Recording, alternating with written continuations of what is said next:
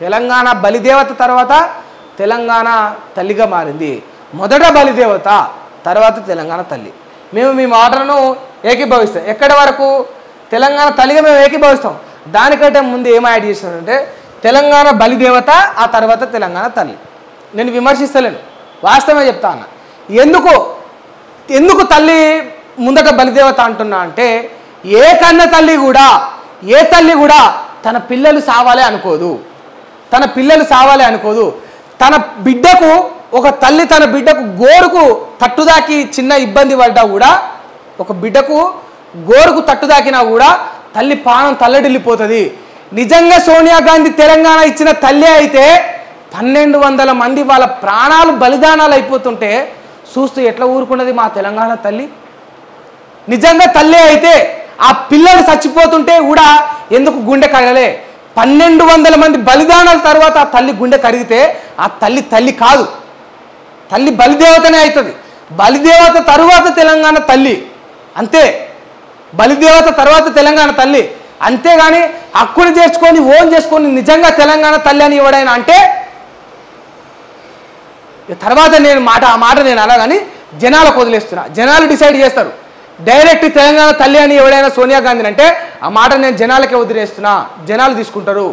ఎందుకు అంటే ఏ తల్లి కూడా తన పిల్లలు చచ్చిపోవాలని కోరుకోదు. ఏ తల్లి కూడా తన పిల్లలు చచ్చిపోతుంటే చూస్తూ ఊరుకోదు.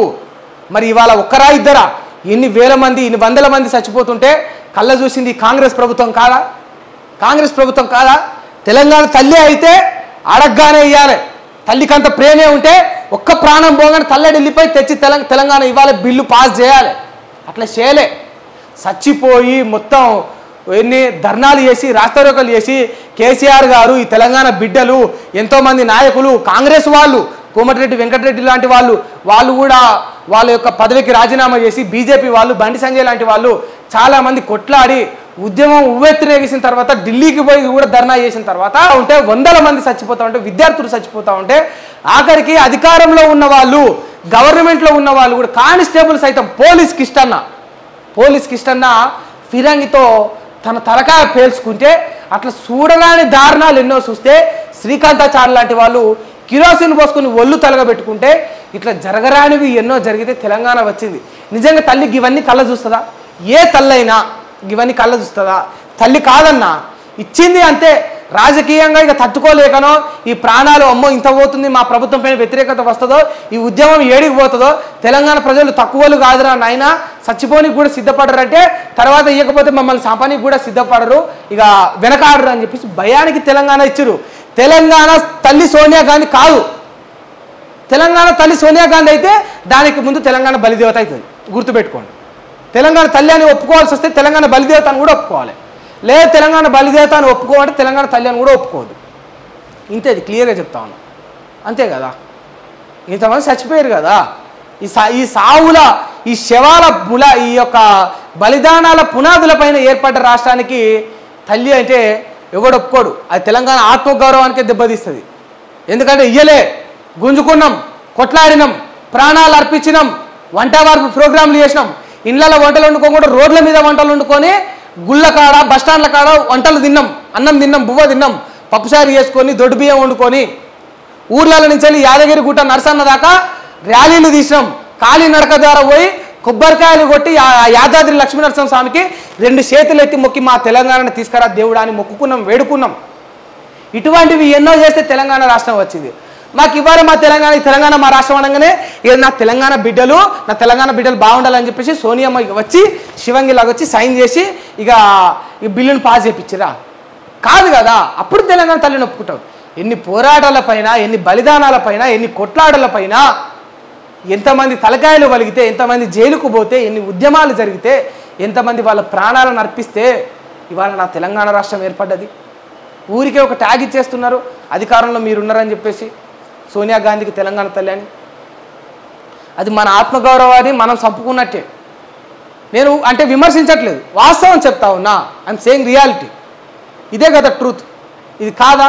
ఇది కాకుండా ఇంకేం జరిగిందో మీరు చెప్పండి. పోనీ ఎవరైనా విమర్శించే వాళ్ళు ఉంటే, దీన్ని వ్యతిరేకించే వాళ్ళు ఉంటే, ఇది కాకుండా ఇంకేం జరిగిందో మీరు చెప్పాలి.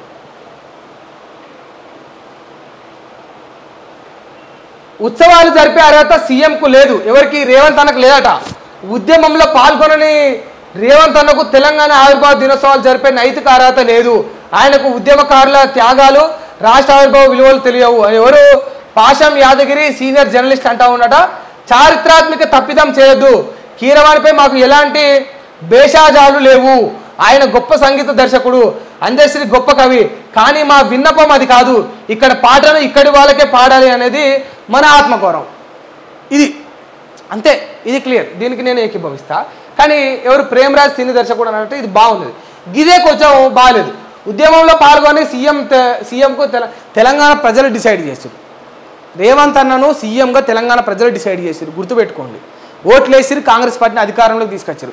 కావున తెలంగాణ ఆవిర్భావ ఉత్సవాలు జరిపే హక్కు వారికి ఉంటుంది. సోనియా గాంధీకి లేదు అంటే కూడా ఒప్పుకోవచ్చు. ఎందుకంటే అంతమంది సస్తుంటే చిట్ట చివరన నువ్వు తెలంగాణ ఇచ్చినావు కనుక ఈ ఉద్యమంలో పాల్గొనే హక్కు నీకు లేదు. ఈ యొక్క ప్రోగ్రాంలో, ఈ యొక్క వేడుకల్లో పాల్గొనే హక్కు నీకు లేదు. సన్మానం చేయదు సోనియా గాంధీ కంటే నేను ఒప్పుకుంటా. కానీ రేవంత్ అన్నకు జరిపే హక్కు లేదంటే మాత్రం అది సరైనది కాదు. ఎందుకంటే ఈ రాష్ట్రానికి ఆయన ముఖ్యమంత్రి. ప్రజాస్వామ్యం ఇది. అవునన్నా కావనా ఒప్పుకోవాల్సిందే. వ్యక్తిగత విమర్శలు చేయడం సరైనది కాదు.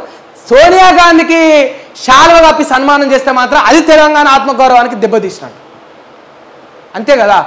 సస్తుంటే చూసి ఊరుకొని ఆ తర్వాత తెలంగాణ ఇచ్చిన వారు తల్లులు కారు. రాజకీయంగా ఏదో తట్టుకోలేక ఇచ్చిన వారే అవుతారు తప్ప నిజంగా తల్లులు అయితే కారు.